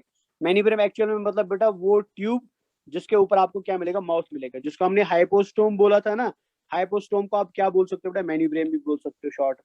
तो टेंटिकल्स मेन्यूब्रियम के ऊपर होती है, लिखा हुआ। Tentacles occur along the margin of umbrella बेटा। तो यहाँ पे टेंटिकल मेन्यूब्रियम के ऊपर थी बेटा। अगर ये मेन्यूब्रियम था तो टेंटिकल्स ऊपर है बेटा। बट यहाँ पे टेंटिकल्स कहाँ पे? नीचे एंड में बेटा, पूरी पेरिफेरल पार्ट के नीचे पाई जाती है। Mouth is circular and terminal. यहाँ पे माउथ बेटा सर्कुलर होता है, एकदम टिप पे पाया जाता है, टर्मिनल माउथ होता है। और इस केस में माउथ बेटा 4 साइडेड होता है, मतलब 4 हिस्सों का बना हुआ माउथ होता है बेटा। और जो कहाँ पे मिलता है? नीचे साइड में मिलता है, मेन्यूब्रियम के नीचे मिलता है बेटा। वेलामेंट्स, ये इंपॉर्टेंट लाइन है, लास्ट वाली लाइन इंपॉर्टेंट है बेटा। पॉलिप के अंदर सेंस ऑर्गन नहीं होते हैं और इसको सेंस ऑर्गन की जरूरत भी नहीं है बेटा, बिकॉज एक ही जगह पे रुका रहता है। लेकिन मेड्यूसा को घूमना पड़ता है तो बॉडी को बैलेंस करना पड़ेगा घूमते समय, या स्विम करते समय बॉडी में बैलेंस की जरूरत है। तो बैलेंस कौन प्रोवाइड करता है? स्टैटोसिस्ट प्रोवाइड करता है। याद रखना स्टैटोसिस्ट क्या होता है बेटा? एक सेंस ऑर्गन होता है जिसका काम क्या होता है? बॉडी को बैलेंस करने का काम होता है। तो ये कुछ डिफरेंसेस है, ये आप याद रख सकते हो। यहाँ पे भी आप देख सकते हैं बेटा लाइफ साइकिल है ओबीलिया का। तो ये हो गया पॉलिप और ये हो गया मेड्यूसा, ठीक है ना? और ये मेड्यूसा हो गया। तो ये फीमेल मेड्यूसा बन गया पॉलिप से बेटा, एसेक्सुअल रिप्रोडक्शन से। यहाँ पे मेल मेड्यूसा भी बना था, दोनों ने बेटा स्पर्म एंड गैमीट बनाया, जाइगोट बन गया, और जाइगोट से अगेन क्या बन गया? पॉलिप बन गया बेटा। तो यहाँ पे हो रहा है सेक्सुअल रिप्रोडक्शन और इधर हो रहा है एसेक्सुअल रिप्रोडक्शन। चले अब नेक्स्ट पार्ट पे आते हैं, ये इंपॉर्टेंट है। Some of the cnidarians, for example corals, have a endoskeleton compose, have a exoskeleton composed of calcium carbonate बेटा। मतलब क्या बता रहा है कि नॉर्मली जो निडेरियंस होते हैं, निडेरियंस में स्केलेटल सिस्टम नहीं होता, ये याद रखना। जैसे पोरेफरा में बेटा स्पाइक्यूल था, निडेरियंस में ऐसा कोई भी स्ट्रक्चर नहीं होता है, इनमें नॉर्मली स्केलेटन नहीं होता है। बट कुछ निडेरियंस आपको ऐसे मिलेंगे जिनके अंदर स्केलेटन बॉडी के बाहर बनता है, आउटसाइड में बनता है बेटा। और उस स्केलेटन को हम क्या बोलते हैं? एक्सोस्केलेटन बोलते हैं। मान लीजिए ऐसे, फॉर एग्जाम्पल मान लो बेटा ये एक, मान लीजिए ये एक हाइड्रा है बेटा। तो ये हाइड्रा की बॉडी है, इसके अंदर आपको कोई भी स्केलेटन नहीं मिलेगा। बट कभी कभी क्या होता है बेटा, कुछ पोरिफेरा, कुछ सिलेंट्रेट्स के अंदर बाहर से बेटा स्केलेटन बनता है। जैसे यहाँ पे देख सकते हैं बाहर से स्केलेटन बन गया। ये जो स्केलेटन बाहर से बना ना, इस स्केलेटन को हम बेटा एक्सोस्केलेटन बोलते हैं। एक्सोस्केलेटन का मतलब होता है बॉडी से बाहर से बनने वाला स्केलेटन। और ये एक्सोस्केलेटन जो बनता है सिलेंट्रेट्स के अंदर, ये किससे बनता है बेटा? कैल्शियम कार्बोनेट से बनता है। और आपको पता है बेटा कैल्शियम कार्बोनेट जहाँ पे डिपॉजिट होता है वो चीज हार्ड हो जाती है बेटा, वो चीज टफ हो जाती है। तो ए निडेरियंस जिनके अंदर बेटा स्केलेटन कैल्शियम कार्बोनेट का बनता है, they are very hard in touch बेटा, ये बड़े हार्ड होते हैं अगर आप इनको टच करेंगे। और इन निडेरियंस को हम क्या बोलते हैं? कोरल्स बोलते हैं बेटा। तो कोरल एक्चुअल में क्या, अगर आपने कोरल रीफ का नाम सुना होगा बेटा, कोरल रीफ का नाम सुना होगा कभी ना कभी, या आपने डिस्कवरी के अंदर भी देखा होगा पानी के नीचे बेटा वो बड़ी बड़ी सी दीवारें बनी रहती है बेटा, ऐसी दीवारें बनी रहती है कुछ एनिमल्स की। तो ये जो यहाँ पे एनिमल आप देख रहे हो ना अलग अलग के, दीज ऑल आर निडेरियंस बेटा, ये सब निडेरियंस। लेकिन कौन से निडेरियंस? कोरल्स बेटा। कोरल क्या है बेटा? कोरल एक ऐसा सिलेंट्रेट है जिसकी बॉडी के बाहर आपको एक्सोस्केलेटन मिलेगा, और वो एक्सोस्केलेटन किसका बना होगा? वो कैल्शियम कार्बोनेट का एक्सोस्केलेटन बना होगा बेटा। तो कोई भी ऐसा निडेरिया जिसमें एक्सोस्केलेटन कैल्शियम कार्बोनेट का है उसको हम कोरल बोलते हैं बच्चों। जैसे आप यहाँ पे देख सकते हो, अगर मैं इसको हाईलाइट करूँ इधर, यहाँ पे आप आराम से देख सकते हैं कि ये एक्चुअल में निडेरिया इधर है बेटा, दिस इज एक्चुअल निडेरिया, ये रियल निडेरिया है बेटा, ये इसके अंदर से टेंटिकल्स होंगी। बट ध्यान से देख लो बेटा, इसके बाहर किसका डिपोजिशन हुआ है? ये डिपोजिशन हुआ है बेटा, this is deposited on the outside. और ये पूरा स्ट्रक्चर किसका बना हुआ है? ये कैल्शियम कार्बोनेट का बना हुआ है। तो जब आप ऐसे निडेरिया को टच करेंगे ना, ये बहुत हार्ड होते हैं टच में, इसलिए एडेरियंस को क्या नाम दिया गया? कोरल्स नाम दिया गया। और ये कोरल्स क्या करते हैं? ये समुद्र के अंदर बेटा बड़ी बड़ी सी दीवारें बनाते हैं, और उन दीवार लाइक स्ट्रक्चर्स को हम क्या बोलते हैं? They are called as coral reefs बेटा, उनको हम कोरल रीफ्स बोलते हैं। और ये बड़ा इंपॉर्टेंट इकोसिस्टम होता है पानी के नीचे। चलिए, अब यहाँ पे मेनिब्रियम क्या है ये तो मैंने बता दिया। वेलम क्या होता है बेटा? वेलम एक मेम्ब्रेन होता है जो कैविटी को अंदर से कवर करता है। जैसे सीलेंट्रेट के पास आपने देखा था, सीलेंट्रेट अगर ये था बेटा तो इसके पास गैस्ट्रोवेस्कुलर कैविटी थी, इस कैविटी के अंदर से एक मेम्ब्रेन मिलेगा, that membrane is called as velum बेटा, उसको वेलम बोलते हैं।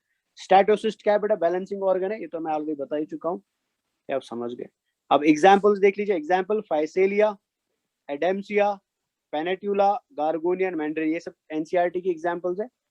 फाइसेलिया को हम पर्टुगीज मैन ऑफ वॉर बोलते हैं, एडेम्सिया को हम सी एनेमोन बोलते हैं, पेनेट्यूला को हम सी पेन बोलते हैं, गार्गोनिया को हम सी फैन बोलते हैं, एंड मैंड्रीना को हम ब्रेन कोरल बोलते हैं।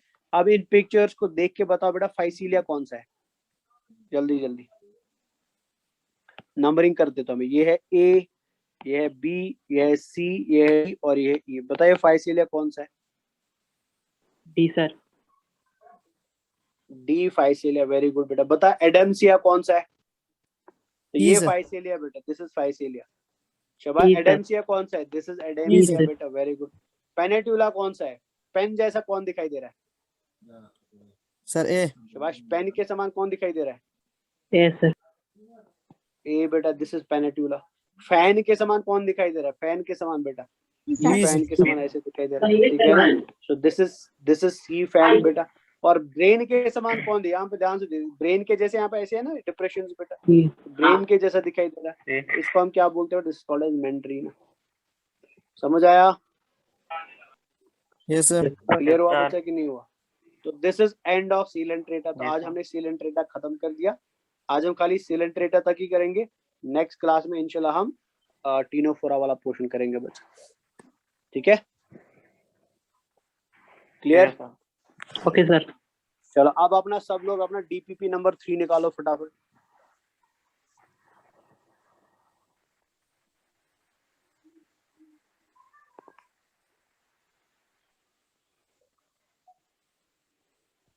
यस सर, निकल लिया। एक मिनट मैं भी निकाल देता हूँ, कहाँ पे सेंड किया था मैंने? आपको ग्रुप में फॉरवर्ड किया था ना शायद वो। Yes sir. एक मिनट रुक जाओ, ढूंढना पड़ेगा। हाँ ठीक है, मिल गया। चले, अब आप क्या करेंगे बेटा? ऑनेस्टली जो आपने टिक किया है ना उसी के अकॉर्डिंग अपने आप को मार्क करेंगे, ठीक है? मार्क्स उसी के अकॉर्डिंग खुद को देंगे, चीटिंग नहीं करेंगे, ठीक है? पहला क्वेश्चन है, Venus flower basket belongs to phylum. तो बताओ क्या लिखा है? Porifera. Porifera. Boring sponge is Clarona. Liona sir. शाबाश। Liona sir. चलो मेरे को फटाफट बता, यूप्लेक्टिला को हम कॉमनली क्या बोलते हैं? Venus flower basket. कलीना को हम कॉमनली क्या बोलते हैं? The boring sponge. No sir. नहीं, कलीना को, क्लायोना को नहीं, कलीना को। पता नहीं सर। शाबाश। मरबेड्स ग्लाउस बोलते हैं बेटा।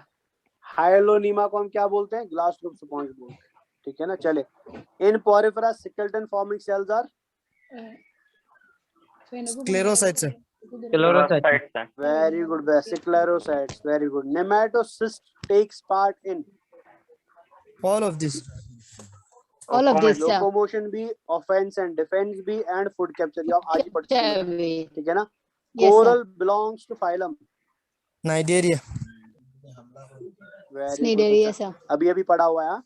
अभी पढ़ लिया. Yes, sir. Phylum Cnidaria is characterized by nematoblast, coelentron, tissue level of organization, all of the above. All of the All above of the होगा, sir. Very good बच्चा, all of the above सब होता है. Very good. चलिए next question है, radial symmetry is usually exhibited in animals which attached to substratum, opening of alimentary canal, liver, have ciliary mode of feeding. क्या आएगा? Sir, B number होगा, sir. Have one opening Have in one alimentary opening canal. of alimentary बेटा, canal. one opening of alimentary canal बेटा. Very good. Alimentary canal. One of the special characters of coelentrates only is the occurrence of Nematocysts, sir. Nematocysts. nematocyst beta. Very good. The formation of canal system in sponge is due to Folding of inner walls. very good. Folding The of inner walls, folding sir. of inner wall. Very good. क्या माशाल्लाह, क्या बात है, जबरदस्त, मजा आ गया. True coelom is found between body wall and ectoderm. Ectoderm and endoderm, sir. Ectoderm and endoderm, mesoderm, ectoderm. Mesoderm. क्या आएगा? Ectoderm and endoderm, sir. Endoderm. देखो बहुत सारे बच्चों ने बेटा और एक बैच में भी लिखा हुआ है मीजोडर्म, बट यहाँ पे आपको ये नहीं बता रहा, क्वेश्चन ये नहीं बता रहा आपको कि सीलोम को बनाता कौन है. क्वेश्चन ये बता रहा है कि सीलोम है कहाँ पे. दोनों में डिफरेंस है. Ectoderm and Sir, body endoderm, wall sir. and coelom को ectoderm. बनाता कौन है तो फिर ऑफ कोर्स मीजोडर्म आता. अगर body क्वेश्चन wall ये and होता है कौन है तो फिर ऑफ कोर्स मीजोडर्म आता है. बट यहाँ पे क्वेश्चन है कि सीलोम है कहाँ पे. वायर सीलोम इज प्रेजेंट बेटा. इसका Body आंसर wall and एकदम करेक्ट है बेटा. Ectoderm and And endoderm, sir. Body wall Endoderm. And ectoderm नहीं है because body wall and ectoderm एक ही चीज होता है ना. तो क्या आएगा? एक्टोडर्म एंड एंडोडर्म आएगा बेटा. समझ आ रहा है ना? बॉडी वॉल एंड एक्टोडर्म वो तो Yes, दोनों sir. बाहर ही हो गए ना. Yes, body sir. वॉल भी बाहर है. बॉडी वॉल बनता है किससे? एक्टोडर्म से तो बनता है. समझ आ रही बात? Yes, sir. समझ आ रहा है कि Yes, नहीं आ रहा? चलिए. Yes, Which of the sir. following statement is without exception for sponge? इनमें से number स्टेटमेंट भी होगा दिए, सर. इनमें से बताओ वो कौन सी स्टेटमेंट है जिसका कोई भी एक्सेप्शन नहीं है बेटा. They have high होगा, regenerative power. high regenerative power. Very good. They have high regenerative power, sir. है बेटा. स्पाइक्यूल का एक्सेप्शन है बिकॉज उसके पास सिलिशियस स्पाइक्यूल होता है ना. मैराइन का भी Yes, एक्सेप्शन है बेटा बिकॉज कुछ फ्रेश वाटर होते हैं. Yes, sir. रेडियल सिमेट्री तो होती नहीं है बेटा बिकॉज स्पॉन्ज आर एसिमेट्रिकल. तो रेडियल सिमेट्री Yes, का sir. तो कॉन्सेप्ट ही नहीं आएगा. तो बचा हाई पावर ऑफ रीजनरेशन बेटा. Very good, good good. Sycon belongs to a group of animals which are best described as. तो बताओ बेटा. पोरिफेरा साइकॉन पोरिफेरा से बिलोंग करता है. पोरिफेरा यूनिसेलुलर होता है कि मल्टीसेलुलर होता है? पहले ये बताओ. Multicellular. हमारा Multicellular. ऑप्शन तो पहले ही गलत हो गया बेटा. पहला ऑप्शन तो आएगा नहीं बिकॉज वहां पे यूनिसेलुलर लिखा हुआ है. Multicellular. Very good. Multicellular without any tissue Any tissue organism, उनके sir. पास क्या होता है? सेल क्लस्टर होता है. Metameric segmentation is characteristic of. Annelida and Cnidaria and Arthropoda. Very good बच्चा. Which of the following cell type is capable of giving rise to other cell types in sponge? Archaeocytes. Archaeocyte. Archaeocytes, sir. Archaeocytes बेटा. चलिए very good. तो सभी ने अच्छा ही किया है. तो this is Yes. Good sign बेटा. इससे पता चलता है कि आप सब लोग पढ़ते हैं. Very good. चले आज का क्लास हम इधर ही फिनिश करते हैं. वीडियो रिकॉर्डिंग आपको बेटा मिल जाएगी ग्रुप के अंदर थोड़ी देर बाद. तो इंशाल्लाह बाकी हम कल वाली क्लास में कंटिन्यू करेंगे. ठीक है बच्चा. Thank you, sir. चलिए टिल देन Sir. खुदा हाफिज़. Thank you, sir. ख्याल रखिए. खुदा हाफिज़. और अस्सलाम वालेकुम. 10th का टेंशन you, छोड़िए. sir. अच्छा हुआ बुरा हुआ don't worry about the 10th but focus on शाबाश your preparation for NEET and JW बेटा. ठीक है ना. 10th NEET 12th exam. भूल जाइए अभी. Yes, sir. चलिए टेक केयर. Bye bye. खुदा हाफिज़. Bye, sir. अस्सलाम Bye, वालेकुम bye, sir. सर. Sir, अपना बड़ी बात बाय है. बच्चा. Welcome welcome welcome. बाय बच्चा. Take care.